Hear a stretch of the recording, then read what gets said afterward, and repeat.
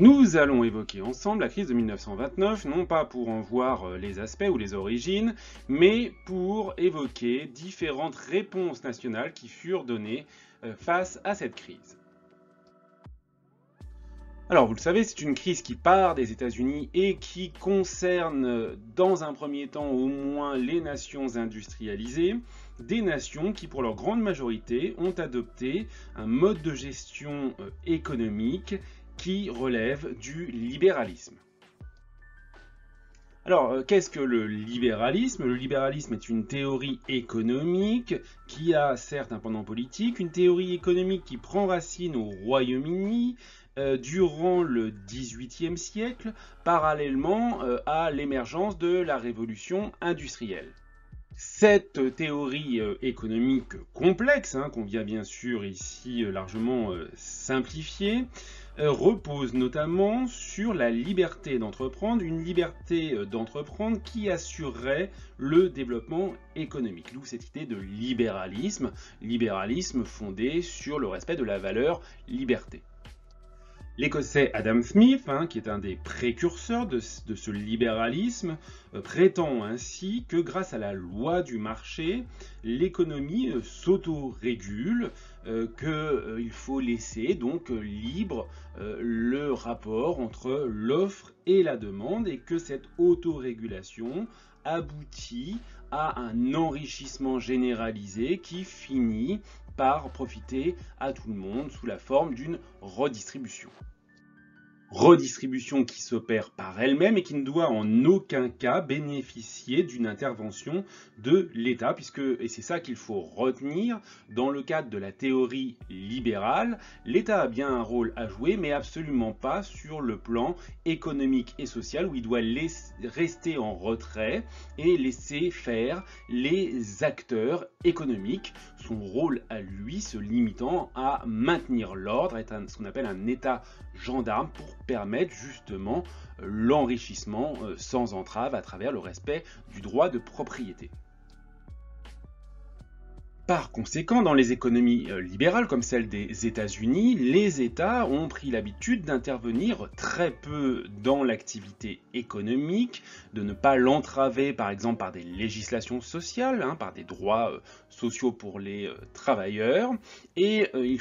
sont ainsi un peu pris de court par cette crise de 1929 compte tenu de leurs réflexes traditionnels. Les politiques libérales reposent en effet sur l'idée d'un équilibre budgétaire, un équilibre budgétaire qui limite les dépenses publiques et qui limite toute possibilité pour l'État d'intervenir pour réguler l'économie. Alors ainsi, aux États-Unis, l'administration Hoover, qui doit bien faire quelque chose face à l'ampleur de la crise, cherche à relancer les exportations par la déflation, c'est-à-dire la baisse des prix, et à recréer des emplois en réduisant des salaires. Politique peu coûteuse, mais qui se montre également extrêmement peu efficace. Ainsi, ces politiques libérales se montrent tout à fait inefficaces pour lutter face à la crise et elles amènent ainsi à écarter du pouvoir leurs promoteurs, que ce soit au Japon ou en Grande-Bretagne en 1931, aux États-Unis, en Allemagne en 1933 ou en France en 1936. Et on se tourne dès lors vers d'autres solutions et d'autres théories économiques pour remédier aux problèmes que connaissent alors les sociétés concernées par la crise. Alors notons d'ailleurs que ces mutations politiques peuvent amener aussi à des remises en question de la démocratie là où elle existait et à ce moment-là, on se tourne vers des méthodes très autoritaires où l'État intervient pour manifester son autorité et réorganiser l'activité économique. Mais là où la démocratie se maintient, on va aussi promouvoir de nouvelles méthodes de gestion économique qui font davantage intervenir l'État, comme l'avait anticipé, comme l'avait préconisé l'économiste britannique John Maynard Keynes. Ainsi, les théories keynésiennes, le keynésianisme est mis en application pour essayer de trouver de nouvelles solutions pour sortir de la crise. Alors bien sûr, la question qui se pose maintenant, qu'est-ce que le keynésianisme? Alors, Keynes ne remet pas en cause intégralement l'économie libérale, il respecte ainsi la liberté d'entreprendre, mais il estime malgré tout que cette économie libérale peut connaître des dérives et que pour y faire face, il faut que l'État intervienne davantage et qu'il intervienne pour organiser et réguler l'économie. Ainsi, Keynes préconise de mettre en place une politique de la demande qui vise à résorber le chômage grâce à une relance de la consommation. Keynes démontre que cette politique de la demande permet de mettre fin au cercle vicieux que les politiques libérales ont engendré dans le contexte de cette crise et qu'au contraire, la politique de la demande et l'intervention croissante de l'État va permettre de remplacer ce cercle vicieux par un cercle vertueux. Alors ce cercle vertueux prend ses racines en une augmentation des dépenses de l'État, une augmentation qui se développe dans deux sens, dans le cadre d'une politique de grands travaux et dans une augmentation des aides sociales. La politique de grands travaux permet de donner du travail aux chômeurs, en même temps qu'elle permet également de moderniser les infrastructures du pays. La politique d'aide sociale de son côté permet une augmentation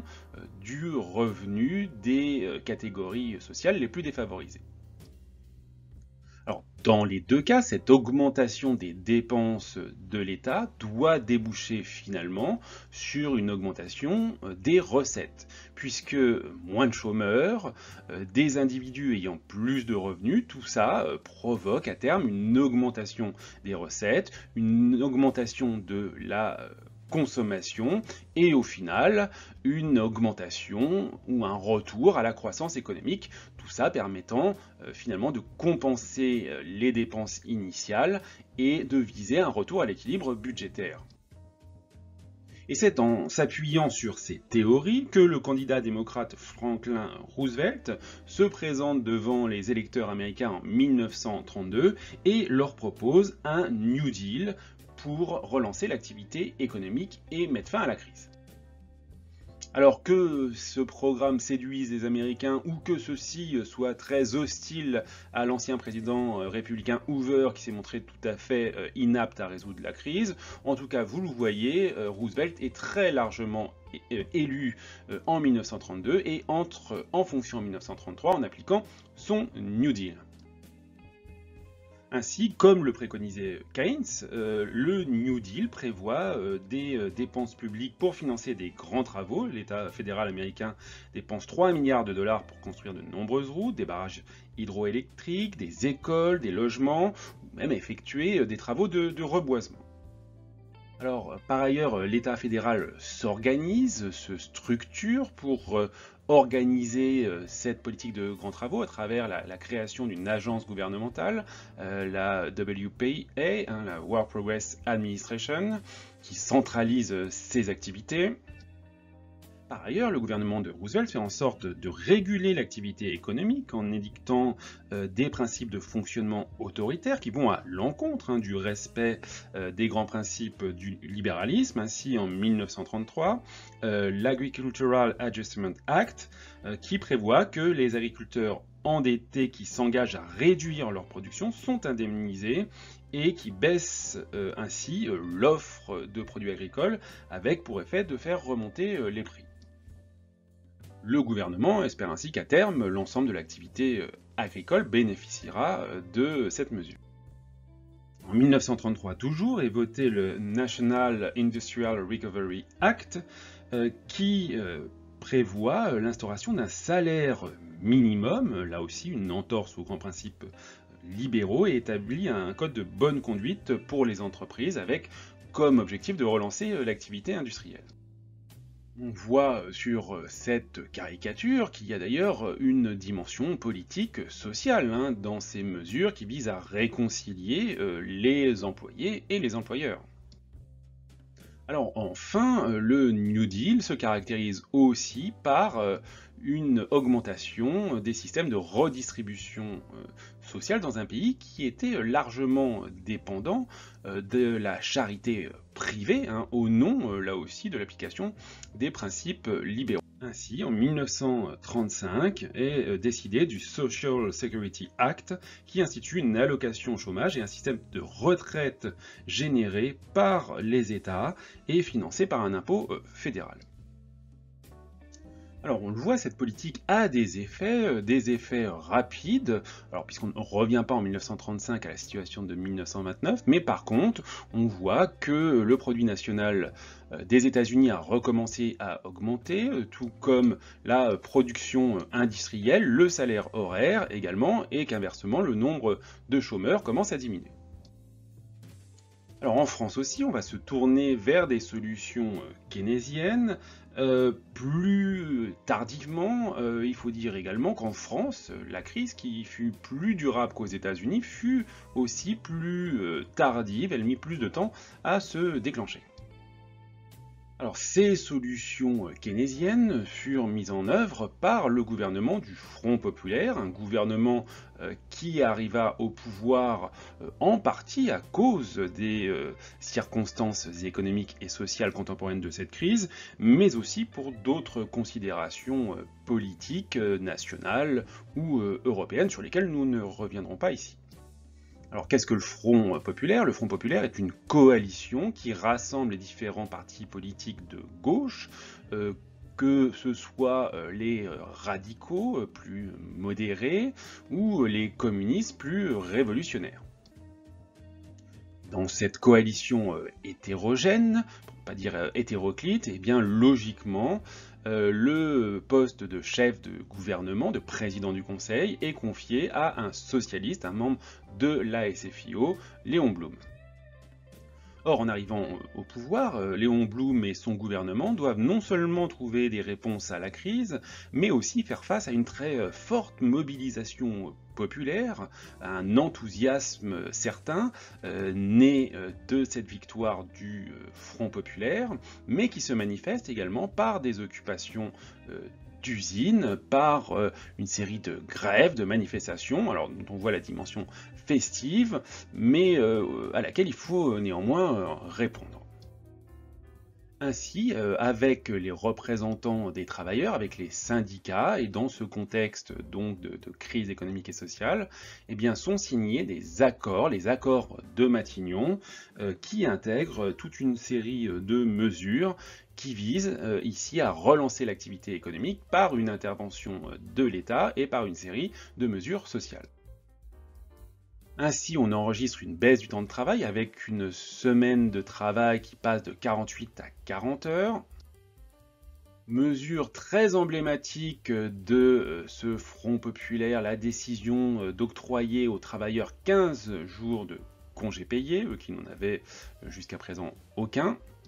Et puis, il faut ajouter que les accords de Matignon proposent une augmentation des salaires et mettent en place des conventions collectives dans les entreprises qui intègrent des représentants du personnel dans les organes de décision. Des accords qui sont bien sûr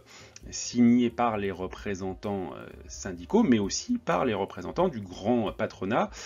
bien qu'on ne puisse pas dire qu'il y ait dans ce milieu-là un grand enthousiasme pour l'ensemble de ces mesures sociales. Alors d'ailleurs, on a face à cette réduction du temps de travail, face à ces mesures sociales, des interprétations très différentes, hein. On voit ici sur ces affiches une interprétation très négative de la réduction du temps de travail qui finalement, on le pense, va dégrader la situation économique et va faire en sorte que le quotidien des travailleurs serait amené à se dégrader encore davantage. Inversement, sur cette affiche issue de la CGT, on met en avant qu'une réduction du temps de travail va largement bénéficier au quotidien, au niveau de vie des familles ouvrières. Donc un État qui intervient davantage dans le cadre de pratiques keynésienne, qu'elle soit ou non inspirée par les idéaux issus des mouvements ouvriers et révolutionnaires, un État qui intervient aussi davantage dans les régimes autoritaires qui s'installent ou qui se renforcent dans le contexte de la crise économique de 1929.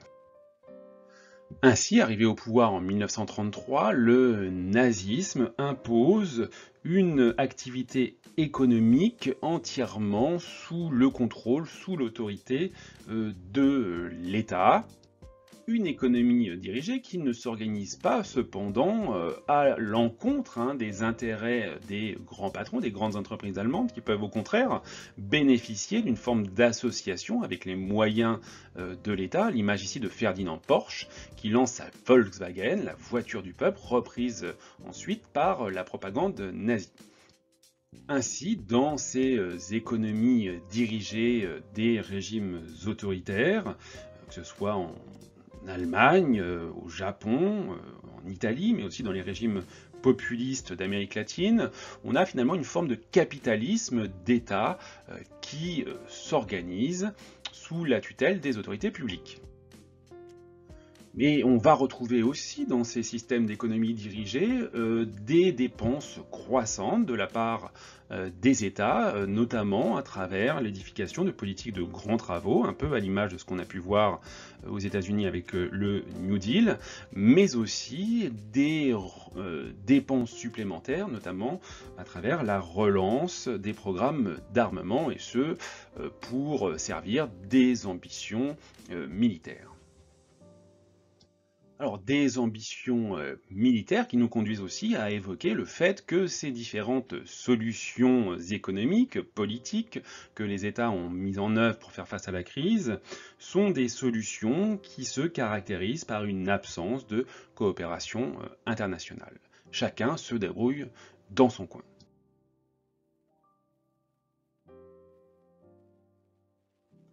Or, pourtant, des initiatives eurent lieu pour chercher à mettre en place des solutions multilatérales. Ainsi, en juillet 1933, 66 pays se réunissent à Londres pour tenter de trouver une solution concertée face à la crise. Mais face aux égoïsmes nationaux, face à la volonté des États de privilégier la défense de leurs intérêts, eh bien, on échoue à trouver des solutions communes. Ainsi, Roosevelt refuse toute forme de coopération monétaire, et très rapidement, dès lors que les États-Unis ont été touchés par cette crise, ils ont assez vite mis fin au principe du libre-échange, y compris quand on avait encore une domination des pratiques libérales dans les réponses économiques qui étaient mises en œuvre. Alors, moins de libre-échange, c'est bien sûr plus de protectionnisme, c'est-à-dire qu'on entrave les importations à travers différents tarifs douaniers ou différentes normes qui visent à les limiter. Alors bien sûr, la mise en place de ces politiques protectionnistes, ajoutée au contexte économique et à la dégradation de la production industrielle, tout ça concourt au développement d'un effondrement du commerce international que l'on mesure à travers ce graphique. En définitive, même le Royaume-Uni, qui était le pays qui s'est fait l'artisan numéro 1, le promoteur du libre-échange, eh bien, l'abandonne pour replier son activité commerciale internationale sur son empire colonial. Donc, différentes pratiques de repli économique apparaissent dès lors, comme en Amérique latine, où les gouvernements populistes qui se mettent en place, les gouvernements autoritaires, cherchent à industrialiser leur pays pour réduire les importations dont ils ont besoin.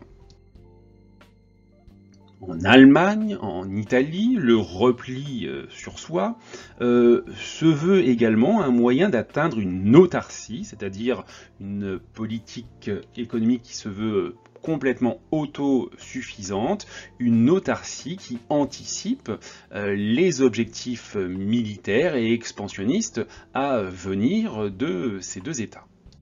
Dès lors, l'Allemagne nazie, l'Italie fasciste, cherche à remplacer les importations par une production nationale, par des produits de substitution, les ersatz allemands, voire par des accords de troc avec des pays d'Europe centrale dont ils sont les alliés.